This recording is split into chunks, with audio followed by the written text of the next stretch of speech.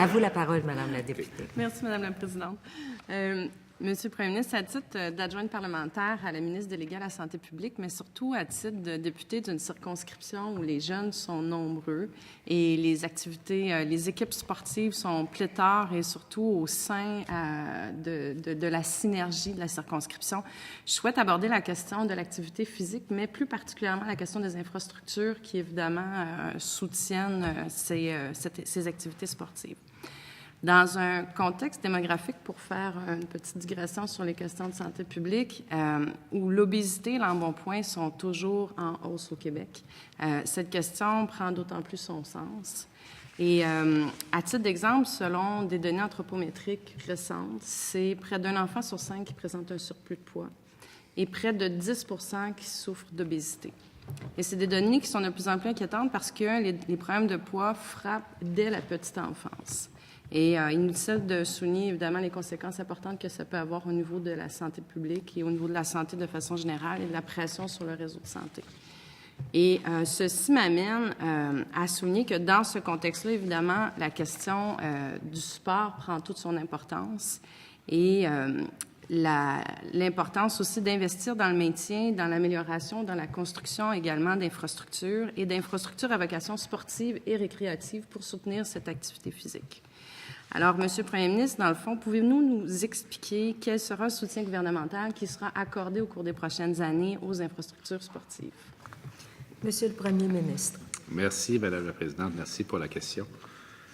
Dans le plan budgétaire 2014-2015, le ministre des Finances, notre collègue, a annoncé que le programme de soutien aux installations sportives et récréatives sera doté, en fait, d'une nouvelle enveloppe de 50 millions de dollars. Alors, l'octroi de cette somme sera confirmé après l'adoption du projet de loi concernant la mise en œuvre de certaines dispositions du discours sur le budget. Et je suis certain que c'est un projet de loi que nos collègues des deux oppositions vont appuyer activement de façon à ce que son adoption ne soit pas retardée et qu'on puisse mettre en œuvre ces mesures, dont celle-là. Un appel de projet devrait être lancé à l'automne prochain. Donc, les organismes admissibles au programme seront invités à soumettre au ministère de l'Éducation, du loisir et du sport la présentation de leur projet. Il faut savoir à quel point ce programme est populaire. Lors du dernier appel de candidature, le ministère avait reçu 296 demandes de projets et de ce nombre, 50 seulement avaient pu être retenus compte tenu de l'enveloppe disponible.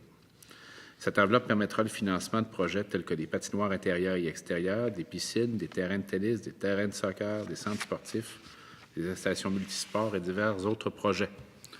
Elle consacre donc l'importance de disposer d'infrastructures sportives adéquates dans la quête d'un mode de vie sain et actif pour tous les Québécois et les Québécoises. Alors, on se demande comment est-ce qu'on finance ça pour permettre le financement de cette nouvelle mesure.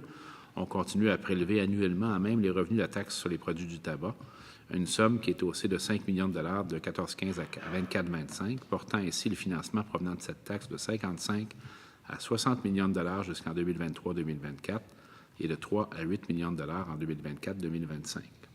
Alors, les revenus de la taxation, il faut le savoir, provenant de la vente de produits de tabac s'élèvent à plus de 1 milliard de dollars, 1 milliard 108 millions de dollars pour l'année 14-15, dont 977 millions sont versés au Fonds général, mais 131 millions sont affectés à divers fonds spéciaux, dont celui dont nous parlons, qui administre le programme de soutien aux installations sportives et récréatives. Mais, encore une fois, pour ce faire, des modifications législatives qui seront soutenues avec enthousiasme par nos collègues de l'opposition devraient apporter à la loi instituant le Fonds pour le développement du sport et de l'activité physique afin d'augmenter la partie du produit de l'impôt sur le tabac qui sera versé au fonds. Je pense qu'on sera tous d'accord sur cette mesure. Je crois d'ailleurs, pour les différents députés de circonscription, c'est toujours des moments heureux où on va annoncer aux écoles ou aux milieux des nouvelles installations sportives.